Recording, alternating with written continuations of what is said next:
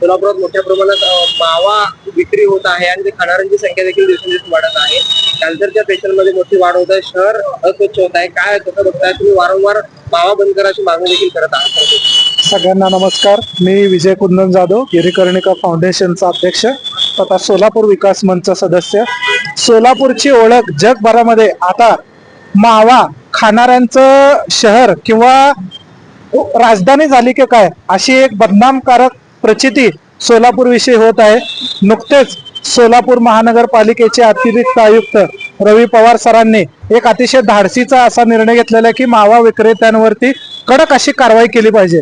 पण आमची प्रशासनाला अजून एक विनंती आहे की मावा विक्रेत्यांवरती कारवाई करण्यापेक्षा मावा खाणाऱ्यांवरती कारवाई करावी. आणि माझ्या उपर एक विनंती पण राहील की मावा खाणाऱ्यांवरती दहशतवादी आणि देशद्रोहाचे कलम लावून अशा पद्धतीच्या गुन्ह्यांमध्ये त्यांना अडकवावं आणि जेणेकरून ते बाहेरच पडू नये. कारण की सोलापूर विद्रुपीकरण करून सोलापूरचं जे सुंदर प्रतिमा आहे ते पूर्ण जगामध्ये घाण करण्याचं काम हे मावा बहाद्दर आता सध्या करत आहेत.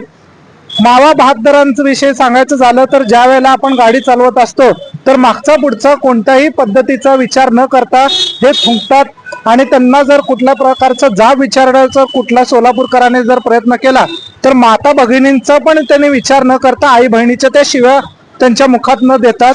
तर ही आपली सोलापूरची ही संस्कृती आहे का? तर मुळीच नाही.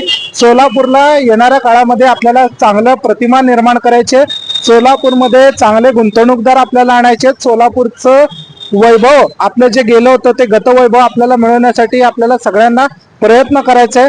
मी सोलापूर महानगरपालिकेचे अतिरिक्त आयुक्त रवी पवार सरांनी जी काही मोहीम आता हाती घेतलेली आहे सोलापूर स्वच्छ करण्याचं, त्याला आमच्या सगळ्या सोलापूरकरांचा पाठिंबा असणार आहे.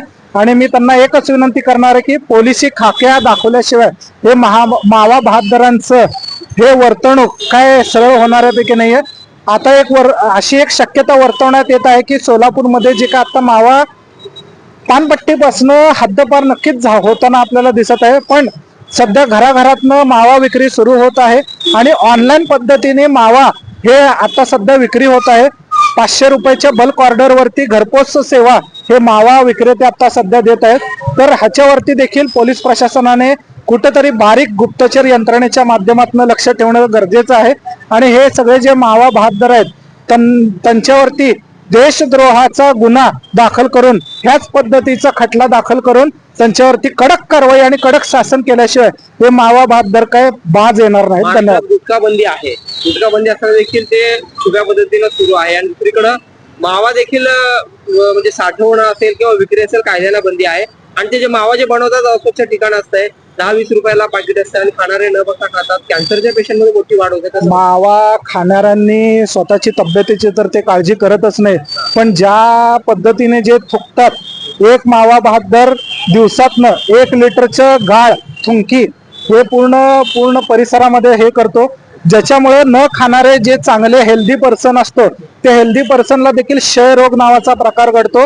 आणि मावा न खाणाऱ्याला देखील मावा खाणाऱ्याला जे काही त्रास असतात, जे काही इजा असतात त्या इजा त्यांना पोचत आहेत. आमच्या सोलापूरचे वृद्ध, महिला आणि जे काही लहान मुलं आहेत हे मावा बहाद्दरांमुळे त्यांची तब्येतीवरती भरपूर असा परिणाम होत आहे. मी प्रशासनाला एकच विनंती करेल की लवकरात लवकर त्यांच्यावरती कडकच्या कडक कारवाई करावी. फक्त मावा विक्रेत्यांवरती तर नाही तर मावा खाणाऱ्यांवरती पण कडक शासन केलं पाहिजे. मावा आम्ही खातोय, आम्हाला काहीतरी उद्या पण तुम्हाला काय, असं एक प्रतिमा म्हणजे काही जण मावा खाणारे व्यक्ती त्यांना कसं उत्तर द्या? त्यांच्यासाठी एकच उत्तर असणार आहे की तुमच्या ह्या सगळ्या अशा पद्धतीच्या धोरणामुळे आमच्या सोलापूरचं नाव बदनाम होत आहे. सोलापूरकरांचं आरोग्य हे धोकादायक झालेलं आहे. येणाऱ्या काळामध्ये आम्ही सगळे सोलापूरकर, तुम्हा सगळे मावा खाणाऱ्या जे काही सगळे जण आहोत त्याला आम्ही चॅलेंज देऊन सांगतो की तुमची रवानगी जेलमध्ये केल्याशिवाय आम्ही शांत बसणार नाही.